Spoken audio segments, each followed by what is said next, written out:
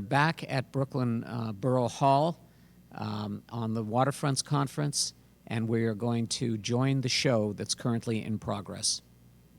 Basically, if you look at the U.S. economy over the last 300 years, it's evolved. The New York City's economy has evolved over time. Starting out as an agricultural economy, you'll still find historical farmhouses in Brooklyn that were here as an agricultural community in the 1650s. Then moving on to a commercial kind of agriculture where we sold products, and then moving into manufacturing industrial. Finally, we moved into a post-industrial economy, say post-1950, with a more service-oriented economy, and now today we're still looking at what's next for New York City as a global economy to something else. And obviously we're dealing in Brooklyn with legacy historical structures and urban form that were put together to serve a largely industrial economy in 1890 to 1920. Obviously, there's certain interesting things that are still here in Brooklyn, especially in the waterfront area. Historical manufacturing centers, including shipbuilding and repair, chemicals and dyes, and manufacturing. These still exist in the community. However, there's this new growing housing we just heard about in terms of redeveloping some of these brownfield areas for other uses. This is the Brooklyn job situation in terms of the percentage of jobs, and you can look in the details, but obviously Brooklyn has a little bit more manufacturing than most of the city. Brooklyn and Queens are actually the two larger manufacturing sectors. Queens has quite a bit of transportation, that's the airports, in terms of their job base. But the reality is Brooklyn is way short of jobs. There's 1,550,000 people that wake up every morning in Brooklyn looking to go to work, and there's only 454,000 jobs for them in Brooklyn. And that means they have to go someplace else to work, those other 500,000 people. And the question you have to have, and I think in our report we focused on the fact that jobs are very important for the people of Brooklyn and for the future of Brooklyn. And so it's not just a question of developing the sites, but it's also trying to talk about how can we create jobs for the community and preserve jobs in our community. But obviously the coastal areas are very important. As a matter of fact, when you look at it, North and South Brooklyn are one of the major areas of industrial jobs, and you can see that concentration here in the North and South Brooklyn. There's a higher concentration. The green is the manufacturing and industrial jobs, and you can look at that in detail. But the question is now, obviously, what are we going to do? As a matter of fact, 1/4 of the job base in Brooklyn is located in the regions we're talking about. 1/4 of the job base, 122,000 jobs out of 450,000. So obviously, what happens in this region is very, very important about what's going to happen to the future of jobs in the city of Brooklyn or the borough of Brooklyn. I'm going to talk to you a little bit about the historical maritime sector, which is not very well understood. I know we talked a little bit about the maritime sector, but I actually grew up and from a family that has a long history in maritime services. And I'm going to talk to you about both the maritime sector, but also the support activities that go along with the maritime sector. The maritime sector is not well understood by most Americans. It's kind of living in its own separate world. It is under significant threat from other regions. Other regions would like our maritime sector. Places like Savannah and Charleston would like to take our maritime sector and take our cargo and container activity to their cities.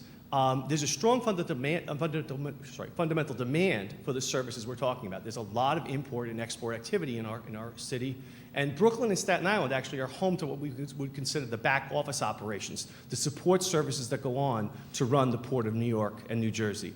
Now, I'm sure most of you know that the Port of New York and Port of New Jersey, in 1950, 85% of the longshoremen, the people who moved cargo on and off ships, worked in the city of New York, either Brooklyn or Manhattan. Today, 85% of the longshoremen work in New Jersey. They work at the Port of New York, or they work at the Port of New Jersey, in either Newark or Port Elizabeth. That's where the major port activity is moved. Today, the Port of New Jersey, at Port Newark and Port Elizabeth, handle ships that are following. They're about a 900-foot-long ship that carries about 2,200 boxes, okay? Now, the boxes are considered in 20-foot units, so they half it up. It's a standard box on a ship is 40 feet long today, so this is what it looks like. That's the MOL Innovation. That's a 900-footer with 4,400 TEUs with 20-foot boxes or 2,200 boxes on the ship. This is what will go to Port Newark and Port Elizabeth. Now, Brooklyn has its own container port. However, if you look at the container port in Brooklyn, it generally has smaller ships carrying between 300 and 1,300 boxes, okay? This is the Wester Haven. That's a 300-box ship, 700 TEU, which is divided by 2, you get 350 boxes. This is the biggest one that was reported to go into American stevedore recently. That's the CMA CGM L'Etoile. That's 2,500 or 1,200 boxes that we moved on and off the ship. Now, a ship like this is going to come into the Port of New York, is going to stay here for 18 to 24 hours, and move about 2/3 of the boxes on the ship will come on and off the ship. Now, if we're going to deal with cargo, and we've talked about having cargo in Brooklyn, we should really probably prepare for the port of tomorrow. And what's happening, what's going to come at us in tomorrow is this. They've widened the Panama Canal, and ships that are going to be coming to the Port of New York are getting larger. The current large-scale ships are as follows. The example would be the Emma Maersk. The Emma Maersk is 1,300 feet long, and she carries 1,400 TEUs, or 7,000 boxes. When she shows up in port, she's going to want to take off about 5,000, at least 5,000 boxes are going to come off the Emma Maersk, and they're going to be moved around and obviously have to then dribble out through the road network to be delivered wherever they're going to go or out through rail lines. There's another shot of the Emma Maersk. To get you some scale on the Emma Maersk, the wheelhouse here, the tower there, that's a 12-story building from the deck up to the top. That's a 12-story building there. To get another scale, I think there's about 22 rows on the Emma Maersk. Each row here is a building lot 40 feet wide by 150 foot long. That's how big she is. Now again, if we're going to and by the way, this is the Brooklyn Container Port here. I've given you, this is the lay étoile, what we're currently handling at Brooklyn Container Port. This is the standard ship that's going out to Port Newark, Port Elizabeth. There's the Emma Maersk. Now again, we probably can you could, if you wanted to, pot Brooklyn to serve these ships. One of the problems is our land side is not very large in Brooklyn. The vast bulk, 85% of the land area for the container port is over at Port Newark and Port Elizabeth. There's only about 185 acres currently. Now, one of the things you could do if you're going to refit for cargo is obviously you want to be prepared for what's coming at us. And obviously one thing you could do is fill in. And this would be an example of creating a port of the scale that probably would be appropriate for the future, and that's 1,800 acres. And you basically fill in the lower bay, and you would create a port, and this is the Port of New York over here. So this is what Singapore did. Singapore built a 1,200-acre port by filling in, and they have 900-foot ships there tied up to the port. So that's what they would do if they were going to do it. I think I got an alternative for you that you probably want to consider. Instead of going out to actually move the cargo, you probably want to maintain the ships. And I'm not talking about the actual deep water ships that travel the world, but also there's a tremendous number of lighters, barges, tugboats. All this stuff has to be maintained in our community. And obviously this can be supported. One of the big pieces of a place where we support ships right now is the Brooklyn Navy Yard, still active today, but also we could expand this into Sunset Park. The advantage is it might be more harmonious with some of the abutting communities. Less materials come in and out of a shipyard. And the other thing is that when we're talking about protecting jobs or having jobs in the long game, many of these facilities are unique, hard to replace, which gives you essentially a barrier to entry so that your competitors will have a harder time of taking these jobs away from you. This is the Brooklyn Navy Yard. The yellow outline is the outside boundary of the Navy Yard. And I want to focus in on the graving yards. This is a graving dock. A graving dock is like basically a big bathtub with a plug on the end that you bring a ship into, you drain the water out, and you maintain it. This is one technology. This is a 1941. This is probably 5 or 6, and we'll hear from the Brooklyn Navy Yard later. But these are available in Brooklyn. There's actually 6 of them. This is 1, this is 5 and 6, and this is dock number 1 over here. But we have 3 of them actually that are not currently functional. And obviously those could be renovated if we wanted and brought back into use. The other technology to maintain ships is what's called a floating dry dock, which is basically a pontoon that you drop into the water, you put the ship on, you pump the water out, and it floats back up. This is one on Staten Island. There's only 18 ship maintenance facilities in New York City.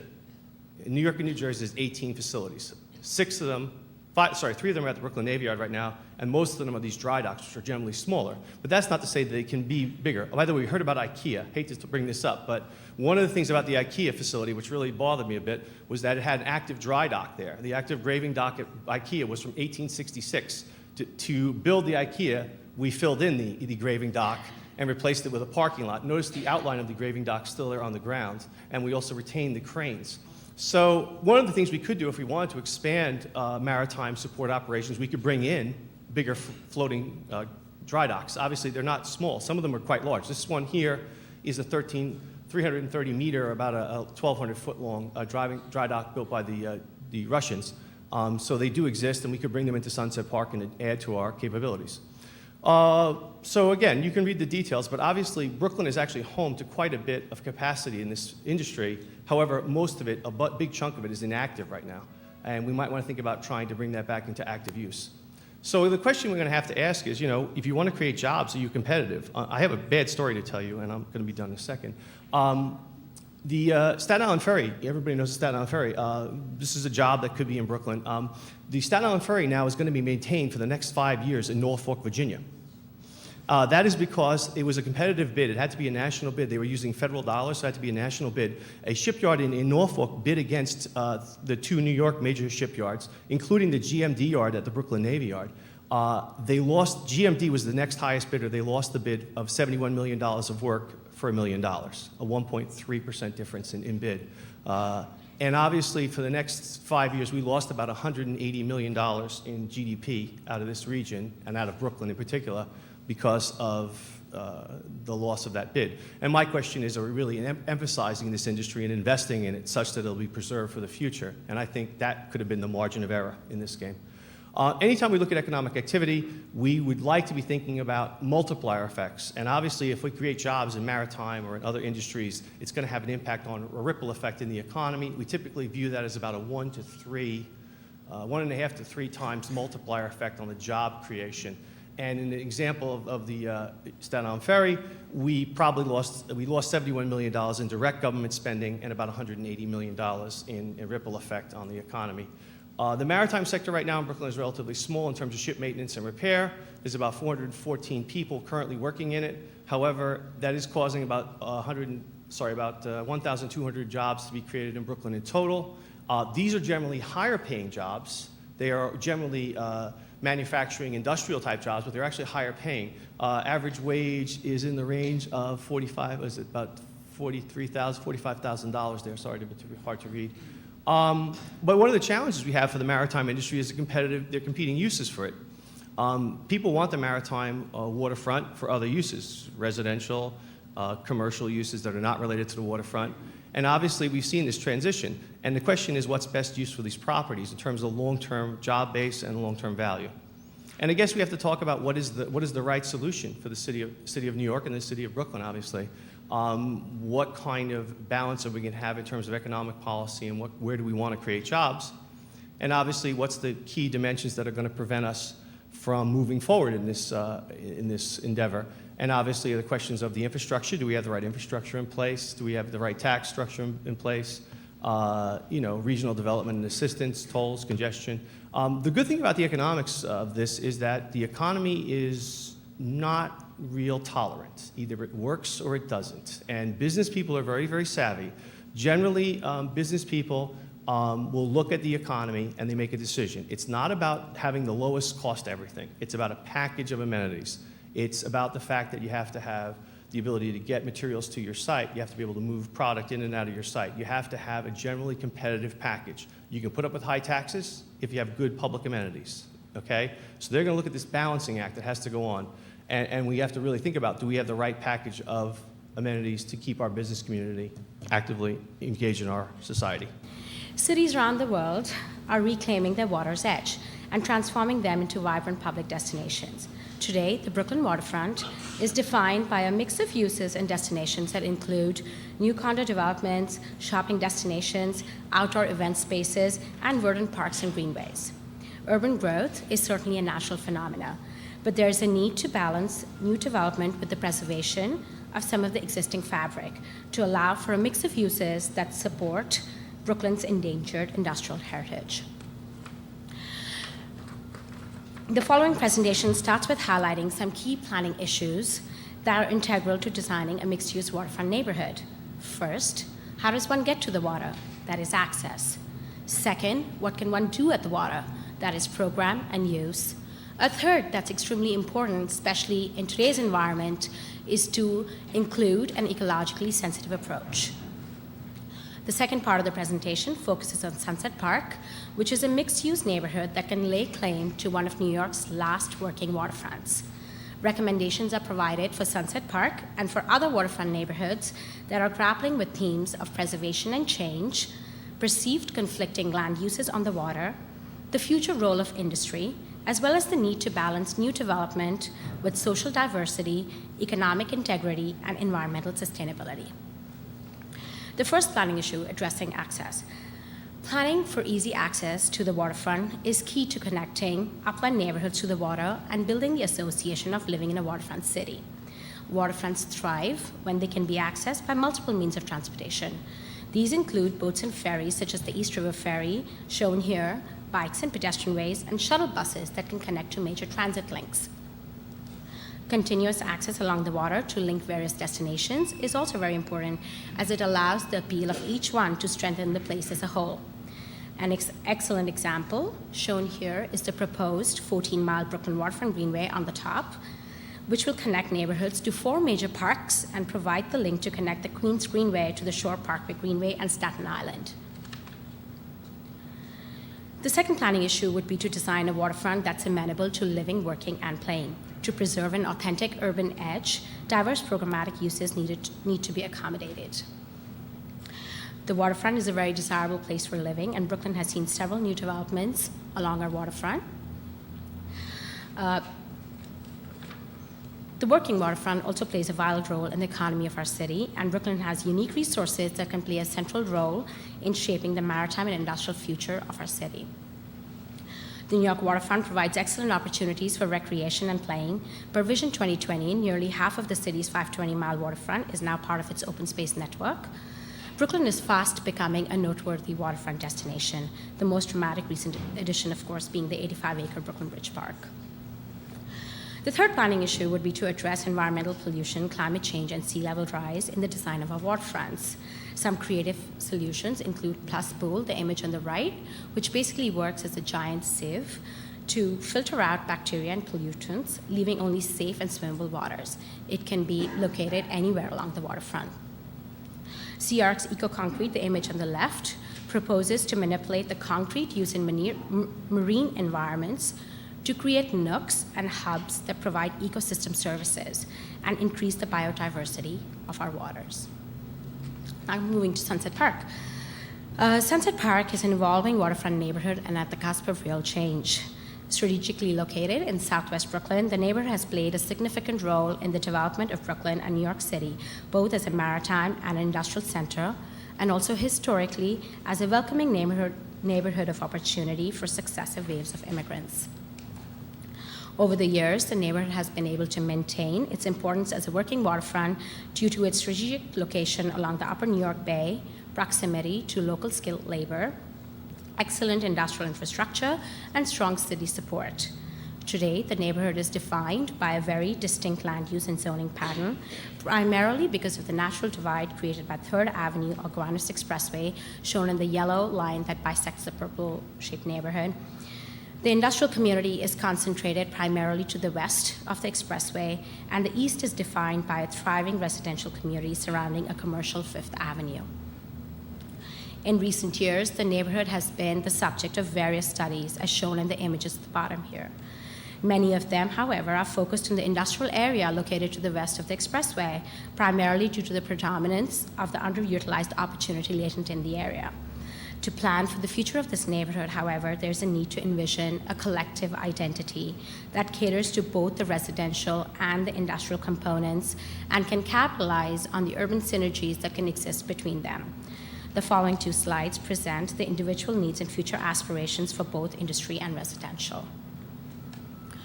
Strategically positioned to be an important part of our region's industrial future, Sunset Park has a great opportunity to create a new precedent by defining itself as a green industry component of a mixed-use neighborhood.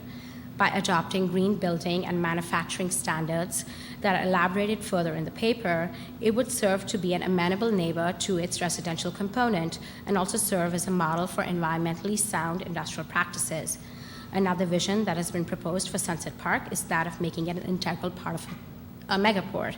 Jonathan, the previous speaker, elaborated a little bit about that. The Port of New York and New Jersey is a principal East Coast gateway for the country's commercial trade.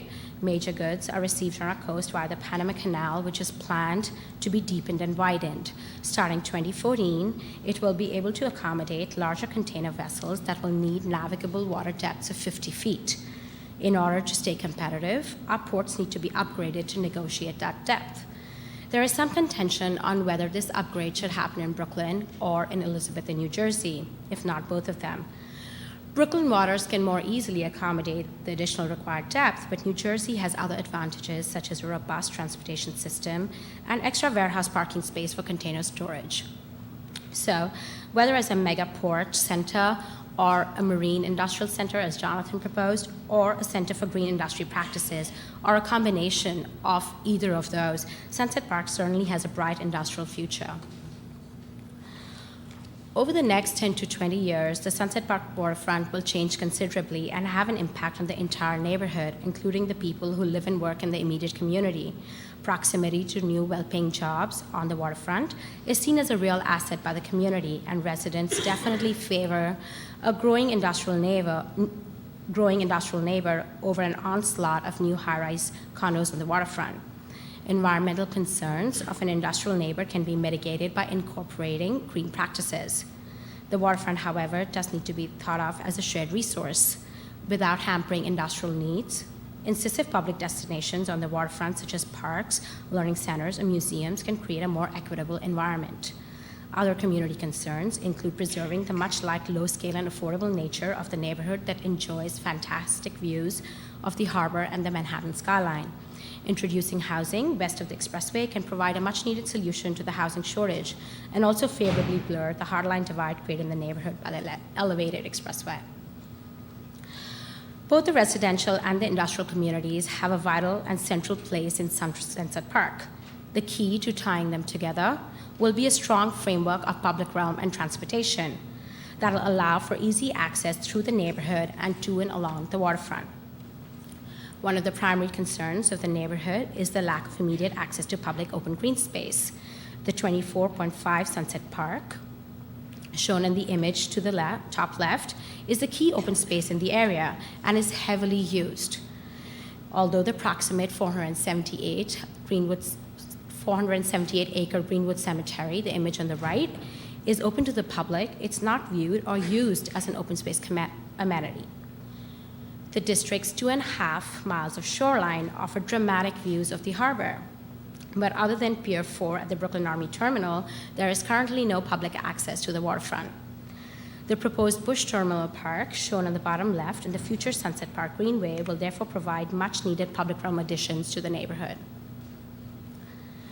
The Sunset Park waterfront is defined largely by rail and marine infrastructure, and industries on the waterfront have benefited greatly from that.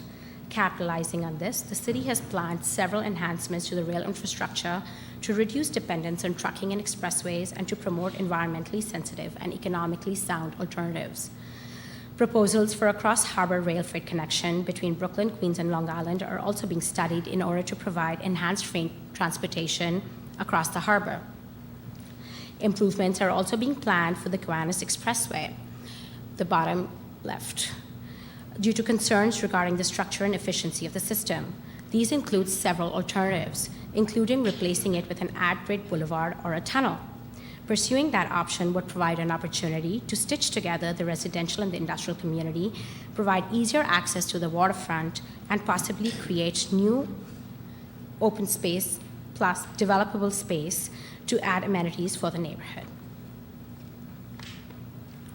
So having talked with various stakeholders and having studied and analyzed the neighborhood, here are the conclusive recommendations for Sunset Park and other waterfront neighborhoods. 1, build upon what exists to create a truly authentic urban waterfront neighborhood. Sunset Park is a waterfront neighborhood that includes a promising industrial center and a thriving residential community. The waterfront should be maximized for water-dependent industry and maritime uses and include public realm amenities for the adjacent community. 2, finding a link to connect industry and housing. One of the strongest synergies that arise out of the industrial and residential adjacency is the access to a strong labor workforce and thereby a significant provision of jobs for the neighborhood. Building upon this, education centers in the form of research and job training centers and trade schools that are related to Maritime and other local existing businesses can be the link that benefit both industry and the residential community. 3, a robust public realm and transportation network will eliminate conflicts between the residential and the industrial components of this neighborhood and create a more equitable environment. 4, think local, regional, and global. Long-term visionary ideas such as those of a megaport can be made compatible with the other ideas for Sunset Park and need to be considered in tandem with the future of the adjacent residential uses and the smaller scale industrial enterprises that are in the neighborhood. 5, a visionary plan with immediate action plans. The future development of the waterfront neighborhood needs to be planned in a manner that addresses short-term, intermediate, and long-term plans that address both industry and residential at every stage of development. The Brooklyn waterfront is undergoing a rapid transformation, and it's an opportune time while we're in an economic downturn to plan strategically and creatively for its future. The challenges of Sunset Park are emblematic of similar urban waterfront neighborhoods across the country. A holistic vision for the area, supported by a strong urban design and planning framework, can address both local and regional goals and provide the opportunity to pursue a supportive working environment, healthy living, and public space destinations along the water that reconnect the community with its water's edge. I just want to summarize what we did talk about in our organizational meeting a couple weeks ago, just to touch on some of the themes along the lines of preservation and change, and particularly innovation. One of the themes was activity. The waterfront is an active place. The second was edges, and the third got right to the heart of it, which is innovation. Under activity, in looking at Brooklyn of the past and Brooklyn of the future, we looked at ship design, construction, and maintenance as really a common thread, and that was part of Brooklyn's innovation to and through the Industrial Revolution, is that ship development and construction and maintenance to this day was born here and continues into the future. Also, in terms of waterfront activity and uses, there's energy generation and efficiency. It is power that drives our city. It is power that we consume that makes events like this possible and sustains our quality of life 24 hours a day. There's also just the basic industrial and physical development. And while we talk about industrial development as manufacturing, it's in development and redevelopment. We make things in Brooklyn and in the city. We make and remake things. We make and remake buildings. We make and remake goods. Under the second theme of edges, we really looked at natural edges and built edges. Gowanus Canal and Newtown Creek as edges in between these boroughs and in between these neighborhoods. And as edges, that's part of why it's taken so long to figure out how to get these places right. And then when you look at some of the built edges, whether it's the BQE, whether it's the Gowanus Elevated, whether it's the railroad lines. We've engineered these edges over time, just as we saw through our friends from Hong Kong, building edges between our communities. Now, how do we wear them down? For the focus of our panel, we want to focus on innovation. And innovation, as we heard from Sapna's paper, urban design and development. We heard again, looking from the Hong Kong perspective, it's not just harbor front, it's harbor. And those are two separate frameworks, and they are related, but they both warrant their own attention and their own resources to create that harbor life, and that harborfront district that can support and sustain each other. There is the information and innovation. Who thought 20 years ago when Stephen DeBrienza's waterfront report came out of the City Council that in just a short span of something like 12 years, we'd have a 311 system where you can actually call and report an illegal CSO discharge. That's an innovation and information that nobody even imagined when the early waterfront revitalization plan was coming along in 1992. Even the U.S. Geological Survey has now decided to look at Twitter and monitoring keywords in Twitter traffic to study earthquake energy and where earthquakes are happening. So what kind of information can we create, picking up on what the Waterfront Alliance is doing with the permitting initiative and others, to take this information that we're seeing today, some of the best practices, the eco-concrete, and put it in the hands and on the screens and in the knowledge bases of the people who are actually doing the work. There's a lot of information out there, but in fact, it's really not as accessible to the people who need it. And then the last part of innovation is really the economics. What are the economics of innovating? What does it mean in terms of capital money we need and in operating budgets that we need to sustain this innovation? Just the report that Jonathan Peters walked us through this morning, we find that 27% of Brooklyn's jobs are in the waterfront district. They either are on or at the waterfront, 27%. That's a huge number. Now, how do we grow that? Also under economics, we've got finance and payroll. The taxes that are generated, the ratables that are generated through some of this redevelopment. And then last, and I think most important, entrepreneurship and growth. How do we take the good ideas of today and use them to create the economy of tomorrow? Would we have a Dumbo tech district today if we didn't make these digital NYC investments 15 and 20 years ago before the last economic downturn? If we go back a century ago, Brooklyn had the biggest and most popular resort in the United States. Brighton Beach, Manhattan Beach, Sheepshead Bay, and Coney Island. There were 4 major hotels the Manhattan Beach Hotel, the Oriental Hotel, the Brighton Beach Hotel, and the Shelburne Hotel. None of these major hotels were right in the amusement area. They were right next to it. There were smaller hotels in the amusement area. In fact, there were 3 piers jutting out into the Atlantic Ocean: the Dreamland Pier, the Iron Pier, and the Steeplechase Pier, and that's the one that still remains today. Each of these piers accommodated paddle wheel steamboats that brought the masses from the city of New York, that was Manhattan at that time, and from other areas. For example, one of the paddle wheel steamboats was called the Cape May, coming from southern Jersey, bringing people from Philadelphia, Pennsylvania, and other points as well. This was a big resort. Brooklyn had the biggest and most popular resort. There were 3 horse racing tracks: the Brighton Beach track, the Sheepshead Bay track, and the Gravesend track. And what I'm going to show you now is some of the past, what was, and then I'll briefly discuss what we hope for the future. This is the Brighton Beach Racetrack. It opened in 1879, and you can see the crowd is full right there. In 1910, Governor Hughes of New York State prohibited betting at the racetracks. So now you couldn't bet on the ponies.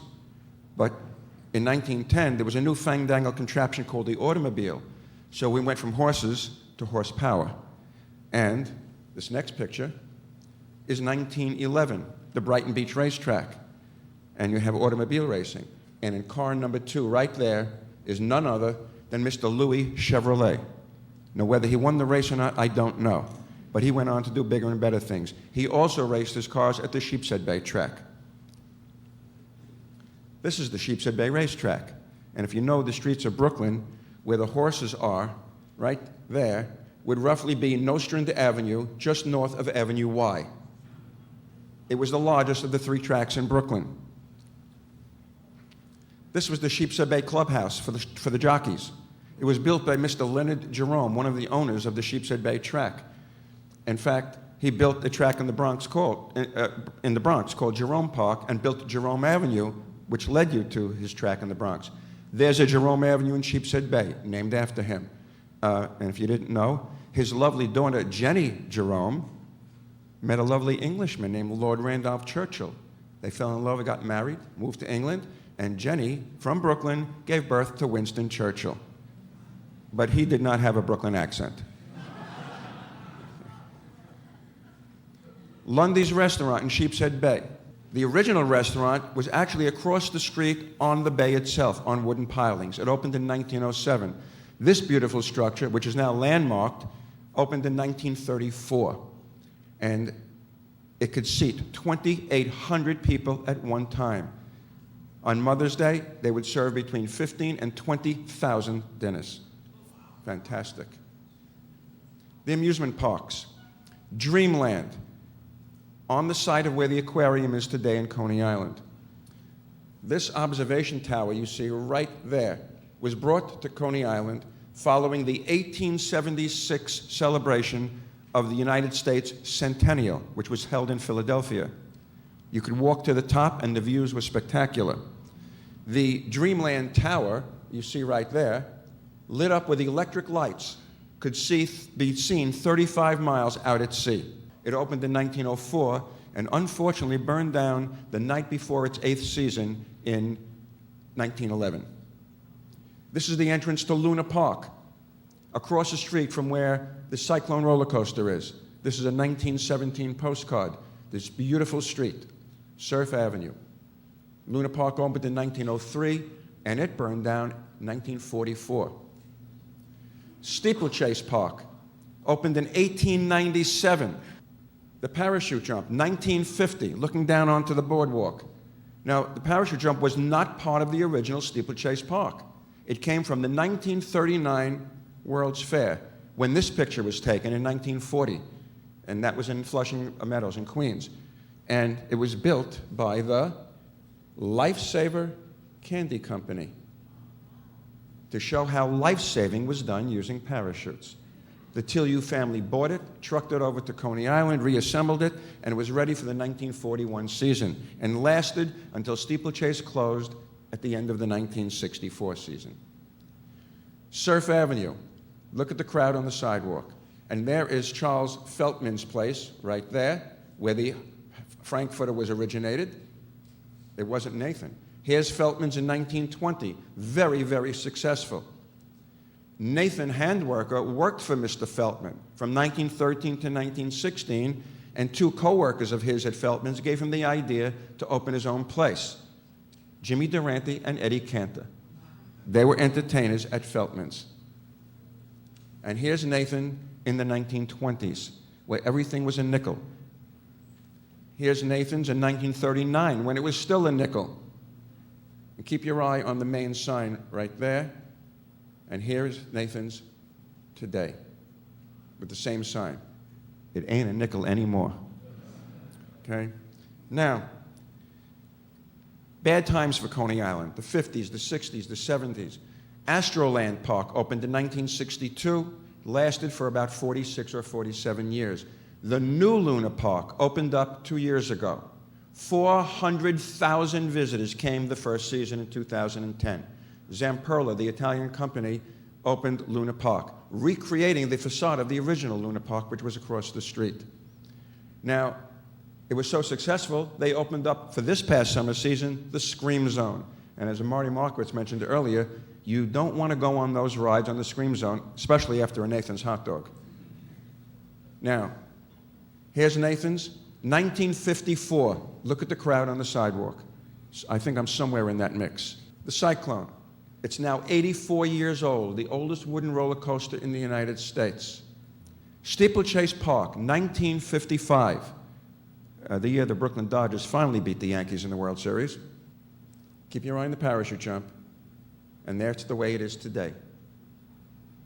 MCU Park, built as Keyspan Park in 2001, home of the Brooklyn Cyclones, a New York Mets farm team. And by the way, there are 7 New York Mets right now that started with the Brooklyn Cyclones. I have season tickets. I watch them grow. This is the future of Coney Island. The building of this ballpark and the one in Staten Island for the Staten Island Yankees encouraged people to come back to Coney Island. The redoing of the Stillwell Avenue, Coney Island subway station, which the original one was from the 1920s. It looks like a European railway station. It's fantastic.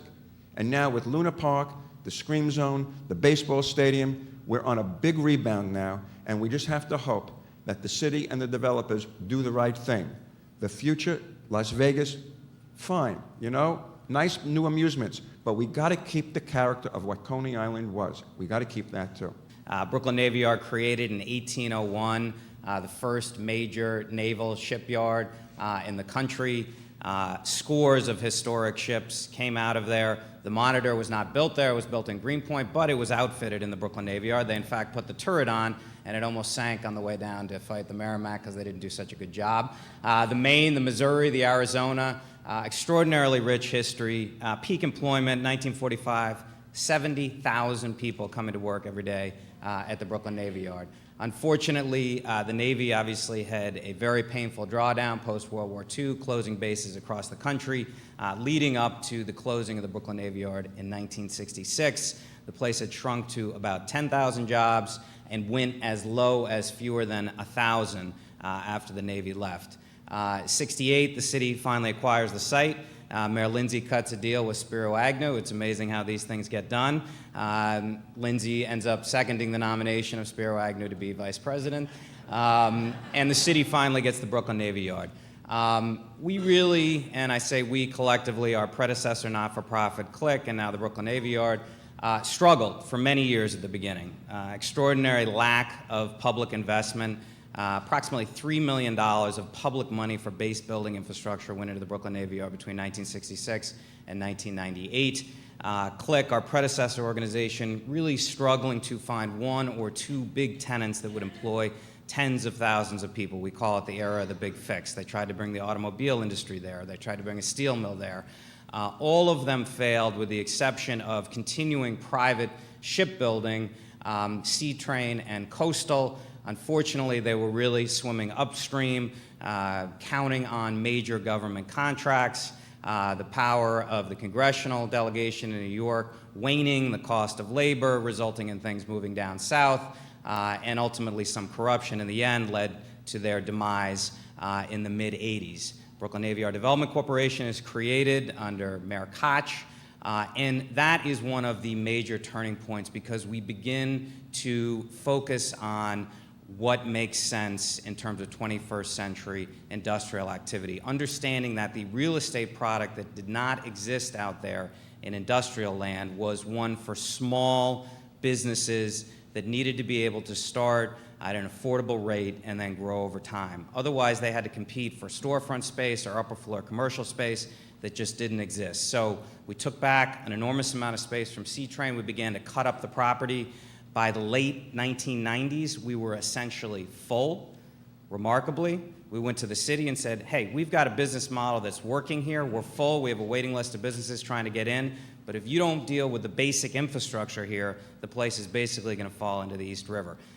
Major turning point comes early on in the Bloomberg administration. They begin to fund water, sewer, electric piers.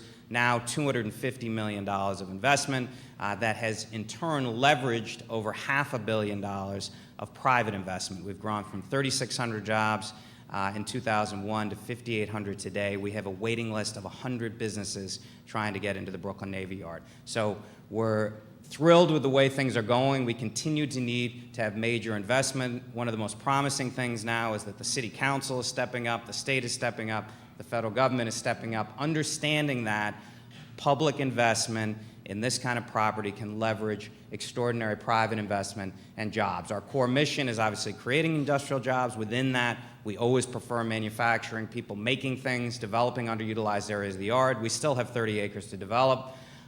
In recent years, we have decided that core mission is a move towards sustainability, becoming a national model for urban industrial job creation. You look at the sectors in the yard. We had a fantastic presentation earlier this morning from the economists talking about the different sectors. What makes me a little bit crazy, though, when people show slides where you have manufacturing in one bubble and arts and culture in another bubble and entertainment in another bubble, is that 40% of our businesses who are making things are in arts and culture and entertainment and media. That is 21st century manufacturing, whether it's Steiner Studio or small post-production houses or the sets that go into cultural institutions across the city. They get manufactured in the Brooklyn Navy Yard. These are good-paying manufacturing jobs. We have an enormous amount of high-end design and on-site manufacturing, tapping into the creative class in the surrounding communities. One of our fastest-growing tenants, for example, is Cry Precision, some young computer engineers who came out of Cooper Union. They now are the largest designer and manufacturers of Kevlar vests, body armor, uniforms for the Army Special Forces, Navy SEALs, FBI. Everybody in Afghanistan is wearing uniforms designed and manufactured in the Brooklyn Navy Yard. Very few people know that. E-commerce fulfillment, a huge growing sector for us. I don't know how many of you have stopped work at noon to shop on Gilt.com. It all comes out of the Brooklyn Navy Yard. Not only the tech side, the warehouse distribution, but the tailoring of the clothes before they go out. High-end home goods and woodworking, everybody's heard about that. Food manufacturing and processing, key sector for the city. We have a lot of small local foodies that are growing fast in the Brooklyn Navy Yard, including Brooklyn's first distillery since Prohibition, Kings County Distillery, that's now growing and expanding in the yard. Medical services, we just talked about that as a key sector. We have the largest privately held medical testing facility in the city, and they're looking to expand. Across all of these sectors, we recognize that there was an extraordinary growth of green manufacturing, and I'm going to talk more about that in a second. Why are we successful?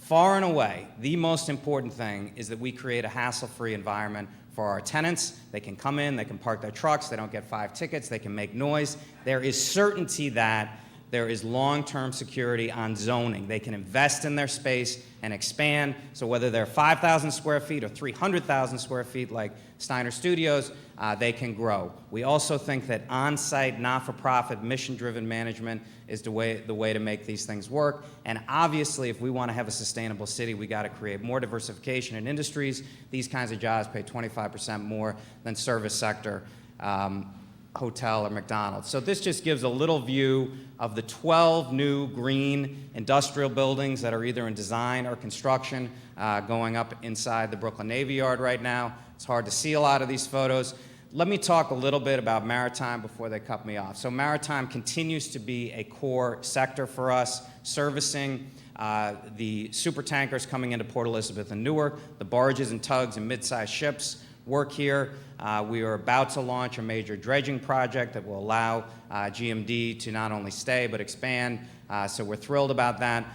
We are self-sufficient on an operating basis and have been for about 20 years. Our net positive cash is growing exponentially. However, we cannot take over the cost of the waterfront. The numbers are just too nutty. So we're in the process of investing $60 million funded by the Bloomberg administration to upgrade our waterfront, our piers, our bulkheads. We need another $75 million just to get over the hump of 75 years of deferred maintenance since the Navy Yard left. Why are we going green in such a big way? We saw that already amongst our tenants. There was a cadre of green manufacturers. We brought in NIRN to determine who was green and who wasn't. We didn't want to be deciding that as landlord. We decided that every investment we made was going to be with an eye towards sustainability and towards the future. We put together a green business directory. We started renovating buildings across the board, some of them going back to the Civil War era. We started investing in infrastructure improvements like the city's first building-mounted wind turbines, the nation's first wind-solar street lamps, bike racks everywhere, solar-powered trash compactors, a 40,000-square-foot rooftop farm, and on and on and on in terms of rebranding, remaking the Brooklyn Navy Yard as a national model for sustainability. In many ways, the sort of premier accomplishment is just 2 weeks away from opening up, which will be a way that we showcase for the first time what's happening in the Brooklyn Navy Yard, allowing for the first time, literally since 1801, on a regular basis, the public to come behind our walls. We're going to open up a $25 million exhibition and visitor center. It's going to have an 8,000 square foot exhibit, not just celebrating the rich history, which I know Ron will love, with some very dynamic interactive exhibits, 65 oral histories, and on, but also what we've become today as a modern sustainable industrial park, promoting our tenants, allowing them to expand. Nobody will come out of this exhibit questioning whether manufacturing doesn't have a future in New York City. We're going to be running school programs there, bringing 6,000 kids a year, all sorts of public programs and lectures. We're going to have a job training center on the 3rd floor. We have pre-screened and priced 1,000 people in jobs in the last 6 years, 10% of them formerly incarcerated. We fully believe in that mission, and we're growing that. We're going to be partnering with Brooklyn's premier job training operation, Brooklyn Workforce Innovations, to expand that operation significantly. The site of Brooklyn Bridge Park is essentially 1.3 miles, stretching from north of the Manhattan Bridge, down to Atlantic Avenue and Pier 6. The predominant area that you see in this slide is Piers 1 through 6, just south of the bridge. This land had always been in public use. Actually, it had been owned by the New York Dock Company back in the day, and they really owned the entire stretch here. It was known as the Walled City because it had so many walled warehouses there. But it was owned by the Port Authority prior to its disposition to us. In the 1980s, as the switch began from break bulk cargo to containerized shipping, these piers and this area was really defunct, as it was not able to compete with areas in New Jersey, as was mentioned earlier. So there began a 20-year process with incredible participation by the elected officials, the communities that surround these piers, to debate and decide what would happen. Shorthand up to 2002, which is a terrific master plan that I'll talk a little bit more in detail. But it was really an extraordinary vision that was brought together by the participation of Dumbo, Brooklyn Heights, Cobble Hill, Fulton Ferry Landing, and really a strong vision that went beyond the 1980s and the vision there that was Battery Park City really at the time. That was sort of the going model. And I think what you see here at Brooklyn Bridge Park is a little bit different and a little more reflective of our time. So I'm going to talk about three things: the park placemaking, the sustainable elements, and that's an enormous theme, not just in our design, but also in our financing, and the park features, and what's coming up in the near future. So this is the master plan. Michael Van Valkenburg is the landscape architect responsible for the planning and design. As I said, it's 1.3 miles, 85 acres, starting north of the Manhattan Bridge at John Street and going all the way down to Atlantic Avenue. There's a few things I want to point out while we look at this slide in terms of the challenges and opportunities. Certainly the opportunities are that we have some of the most amazing views in New York City, looking out onto the lower Manhattan skyline, the Statue of Liberty, Governor's Island, and the 900-acre sheet of New York Harbor. But we also have some challenges, and that's access. The BQE here is a tri-level sort of monster that forms a cliff between the adjoining neighborhoods and us. So piercing that wall there is a big issue for us. Some of the most brilliant parts of the plan are traversing it. There's a 30-foot wide bikeway walkway that's part of the larger Brooklyn Greenway, and that allows people to enjoy the site but also bike south towards Sunset Park and north up to Greenpoint. There's also a real recognition in Michael Van Valkenburg's plan about waterfront access and really recognizing that this is not just a park plan for the land, but a plan for the water as well. So East River being really a tidal estuary, there's many soft edges in this plan that allow non-motorized craft to have access points up and down the park. So I just want to talk about what's happened in the last 2 years. This is a shot of Pier 1 from 2008.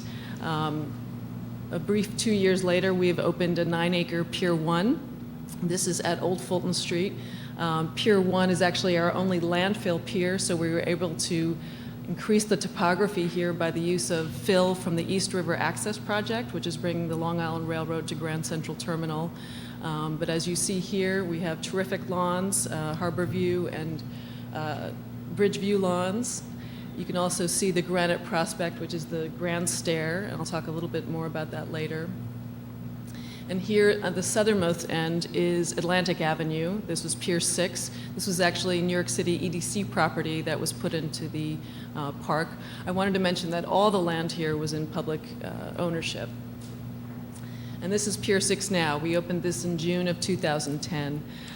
Pier 6 is an incredible destination playground. It has water play, it has slides, swings, and an enormous sandbox. I would venture the largest in Brooklyn. And just recently, this past Memorial Day, we opened 3 sand volleyball courts, as well as 15,000 square feet of new lawns and seasonal concessions that have been a really big hit. Again, one of the important parts of the park is the Bikeway Walkway. And while we haven't finished constructing the park in its entirety just yet, we've been able to work with NYC DOT, I know Ted Wright is here today, to create interim pathways where we haven't been able to complete the park so people have full access of that 1.3 miles. Just last month, on September 15th, we were able to reopen the Empire Fulton Ferry section of the park. This had been in state ownership, and we took over management of it as well as ownership. We've installed stormwater management tanks here, installed lighting for the first time, and really planted a ton more trees, as well as retaining a terrific cottonwood oak that was very near and dear to the community. We were also the very fortunate recipients of a terrifically generous gift from David and Jane Walentis. This is Jane's carousel, a 1922 carousel, fully restored by Jane herself. It's housed in a specially commissioned Jean Nouvel pavilion that allows the carousel to open up year-round. It's $2 a ride, so if you haven't done it yet, I highly recommend it. And it's just really been a terrific draw to the waterfront and activates it at night. So I do invite you to come down and see our newest feature. One of the most important things about the park is also offering programming, and I want to give a big shout out. I know Nancy Webster is here from the Brooklyn Bridge Park Conservancy. This is our friends group, and Nancy and her staff do an amazing job of providing free programming all over the park. And each year we set the bar just a little bit higher, have the calendar just be a little bit longer, and it's been terrific. This is a slide of a new partnership we have with Celebrate Brooklyn. They did 3 dance parties on Pier 1 starting this past May, so we hope to bring that back this year. This is a free chess program, chess instruction on Pier 1. And then also our kayaking program. And I know Rob Buchanan is in the audience today. We have a Brooklyn Bridge Park boathouse that's terrific and has been a big draw. I'm just going to go quickly. I know my time's up on sustainability. We have the stormwater management, which creates our freshwater gardens, our salvaged granite at the Granite Prospect, reclaimed natural wood from the site. This is longleaf yellow pine in our benches and cladding. The sustainability is really important in our financing as well. We have 6 developments on site. We do not get any public financing for our maintenance. The maintenance is expected to be $16 million a year at full build-out, and so we are fortunate to have sites on building sites on hand in which we derive our revenue. I know Robert Levine is going to speak later today. This is One Brooklyn Bridge Park. It's paying my salary and Regina's and everyone else's right now, but we get all the revenue from the payments in lieu of taxes as well as the ground lease revenue. We have just put out for bid and received proposals on a new hotel and residential development on Pier 1. So we look forward to deliberating on those proposals and hopefully have a decision early next year. And just quickly, just a preview of what's to come. We just put out for construction bid Pier 5, 3 recreational fields and a picnic peninsula. Squib Park Bridge, which will link Pier 1 with the Brooklyn Heights, Pier 2, which is our court sports pier, and John Street, a site we are now negotiating with Con Ed to acquire. So thank you so much and look forward to talking with you.